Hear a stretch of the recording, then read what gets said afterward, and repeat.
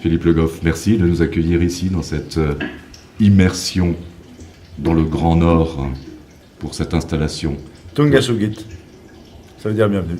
Merci. Comment répond-on dans ce cas-là? Ilaali. Ilaari. Voilà.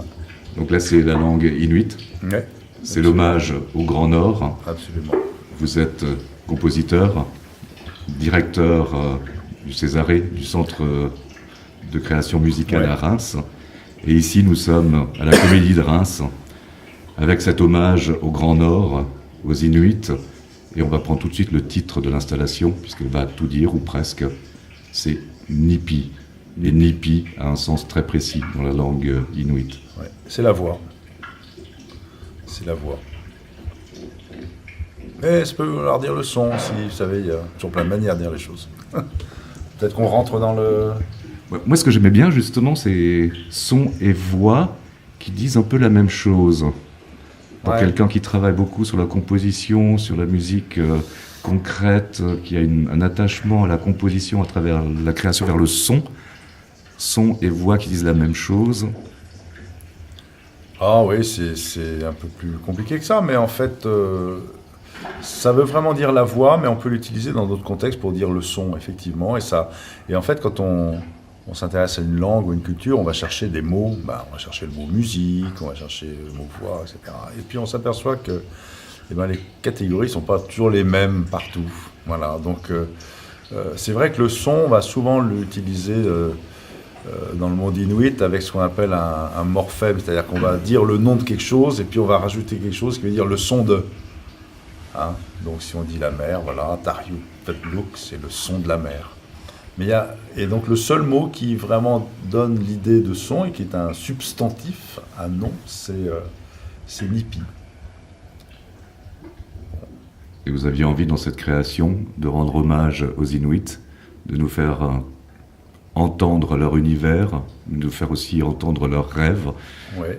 leurs peurs, leurs cauchemars, des voix de personnes jeunes, des voix de personnes plus âgées. C'est tout un monde qui s'offre dans cette immersion. Oui, et puis faire entendre aussi ce qui m'a attiré dans le Grand Nord. Bon, ce qui m'a attiré dans le Grand Nord, c'est le Grand Nord déjà. Parce qu'on est en France, on est les petits-enfants du commandant Charcot et de Paul-Émile Victor. Voilà, que peut-être les jeunes connaissent moins aujourd'hui, mais ce sont des grandes figures de l'exploration polaire. Et il y a ce qui m'a attiré, c'est quand même la voix, et c'est des jeux, ce qu'on appelle des jeux vocaux, ça s'appelle les katajark. Le katajark, c'est un jeu que pratiquent surtout les femmes, et c'est un duel de chant, qui utilise des sons extrêmement curieux en fait.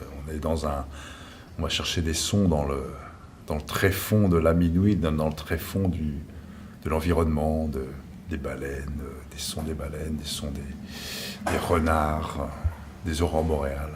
Voilà. C'est un monde où la nature et l'homme sont en combat permanent, mais ils ont appris à vivre ensemble, pour continuer à exister les deux, et de se respecter l'un et l'autre. Oui, alors en fait, c'est d'abord qu'on commence à se poser de grandes questions sur la relation de l'homme et de la nature. Et en fait, on se la pose un peu moins là-bas parce qu'on n'exclut pas l'homme de la nature. C'est-à-dire qu'on appartient à la nature. Voilà. On appartient au monde qui nous entoure.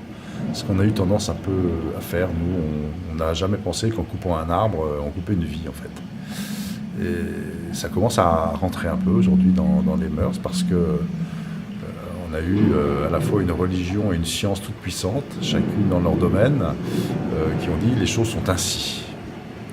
Et on a un peu oublié que les choses n'étaient peut-être différemment et d'autres cultures du monde qui vivaient très très en osmose avec la nature s'en étaient rendus compte en fait bien avant nous. Voilà.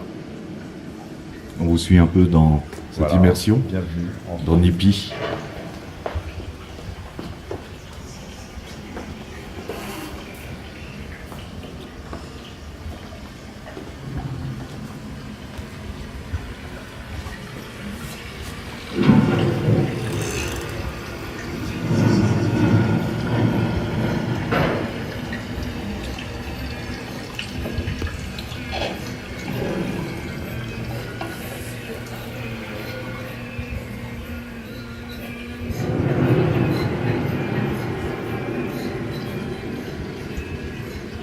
Tous les éléments que nous entendons et que nous voyons Ce sont des moments que vous avez enregistrés, que vous avez filmés. Bien sûr, ouais. Depuis combien d'années?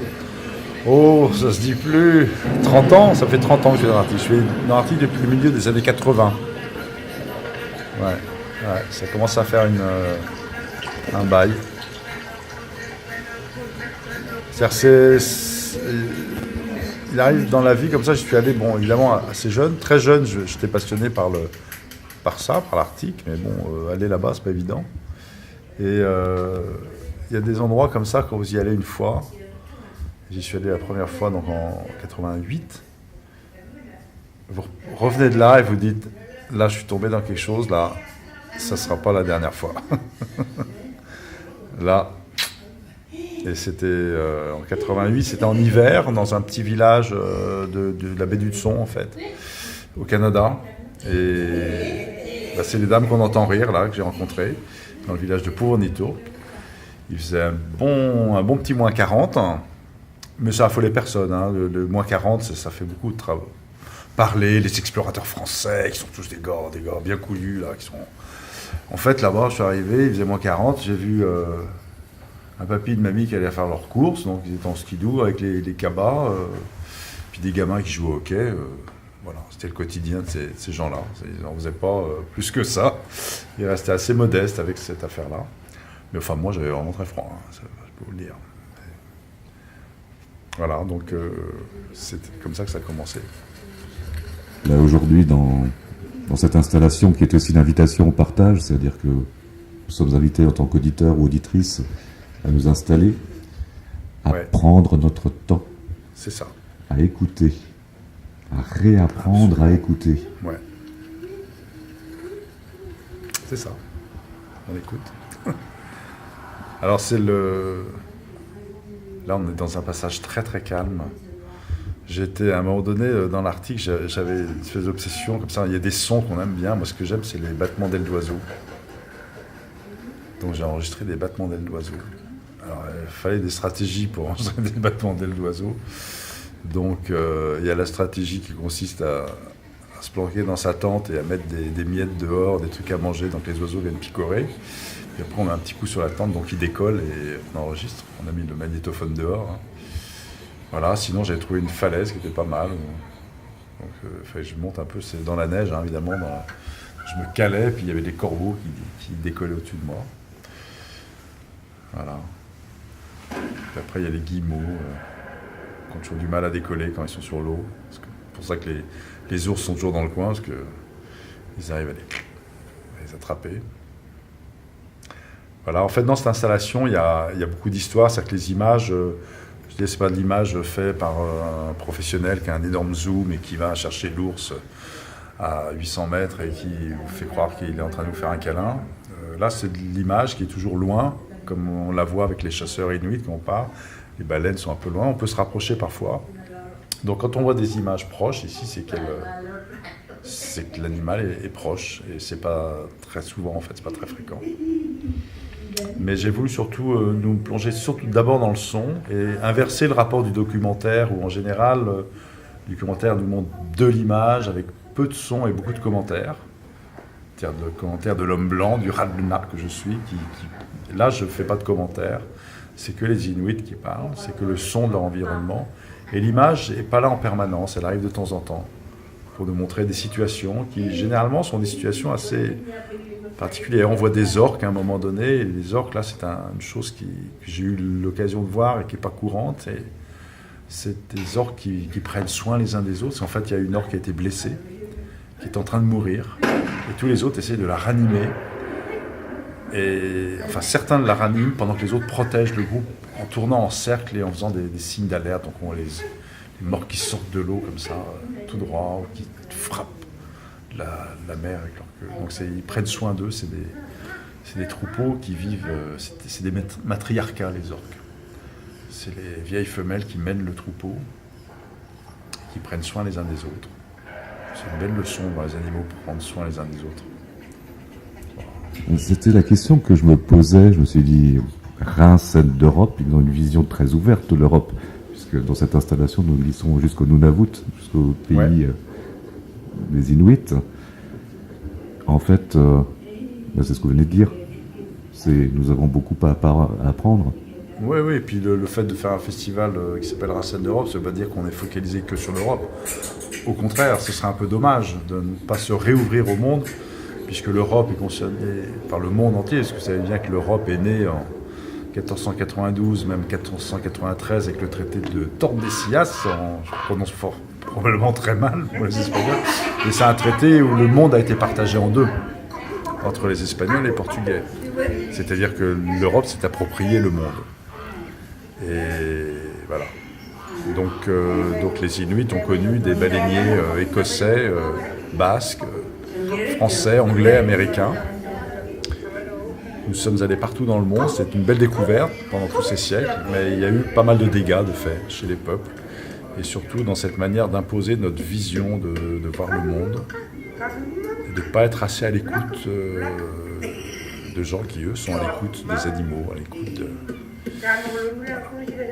de se dire que les animaux aussi ont une connaissance de l'environnement. Ils ont une vraie connaissance de l'environnement. Ils s'expriment, ils ont des langages. Enfin, voilà, toutes ces notions-là qui commencent à émerger de plus en plus dans la science. Beaucoup de scientifiques qui s'intéressent au langage des animaux, au langage intra-espèces, mais extra-espèces, entre les espèces, interespèces. Donc l'idée, c'est de ne pas rester que dans comme j'ai dit tout à l'heure, dans le didactisme, dans la chose qui explique, mais de montrer la dimension poétique aussi d'une approche. Voilà, donc là on est justement dans un passage qui s'appelle l'hiver pour moi, où l'image est une image que j'ai un peu travaillée, où on est presque dans de la BD, ou dans... Je quitte un peu l'image documentaire. On est plus dans la création d'images. Vous venez de dire un mot qui est celui de poésie. C'est précisément ce mot-là. C'est qu'est-ce qui résonne en nous à partir de tous ces éléments. Ah ouais. Chacun se raconte ses histoires d'enfants, d'adultes. C'est ça. Au pays du grand bleu, du grand rouge, du grand jaune, peu importe. Et là, on a d'ailleurs une voix qui nous susurre une poésie. Et ça, c'est une petite chose que j'aime bien. J'avais fait un projet quai sonore qui s'appelle Into the Wild, qui fait référence aussi au film Into the Wild. Et donc, dans ce film, en exergue du film, on a 4 vers de Lord Byron qui met la nature, enfin qui vraiment consacre la nature. Et donc, j'avais demandé à une amie groenlandaise de me traduire ces 4 vers de Byron. Ce qu'on entendait là, juste là, susurré, ce sont les vers de Byron en groenlandais. Voilà. C'est la petite histoire. Mais l'installation est conçue pour ça aussi, c'est-à-dire elle peut vivre par elle-même, mais l'idée c'est aussi que je rencontre les gens, ce que je vais faire cet après-midi, des jeunes, des moins jeunes, pour transmettre quelque chose aussi d'une expérience. C'est ça qui est très important. En travaillant dans l'Arctique et avec les Inuits, on travaille avec une culture qui est orale. L'écriture est arrivée avec les missionnaires, et donc cette dimension de l'oral, on l'a perdue un petit peu. On pense qu'on peut lire des livres et qu'on va apprendre que des choses dans les livres, mais même les livres, on a besoin de médiateurs, qui sont nos professeurs, nos maîtres, qui sont les médiateurs pour nous permettre d'ouvrir les clés du savoir, ou les clés du monde, simplement. C'est Nietzsche qui disait qu'il manquait une faculté à l'homme qui donnait à la vache pour bien lire, par exemple, c'est qu'il faut savoir ruminer. Oui. Je me demandais si c'était pas pareil pour entendre, écouter le monde. Oui, ruminer, c'est déjà d'être capable d'écouter, ça c'est très important. On n'écoute pas assez, on est beaucoup dans la production de paroles. Moi j'ai commencé comme ça, musicien, on produit du son. Mais à un moment donné, j'ai découvert les microphones et j'ai arrêté de produire du son pour l'écouter et pour le restituer. Donc c'est une autre démarche. Et puis ruminer, ça veut dire qu'il faut être fidèle. C'est-à-dire s'attacher à des choses. On ne pourra pas tout faire dans une vie. On ne pourra pas tout comprendre. Donc attachons-nous à des choses dont on va se rapprocher, qui nous permettront de construire sa vie en fait. Sa vie d'homme.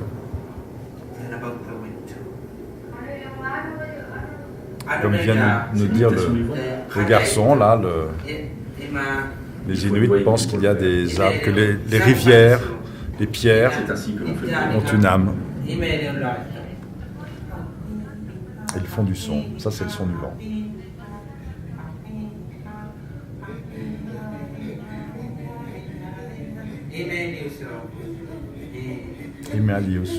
Ils font ainsi.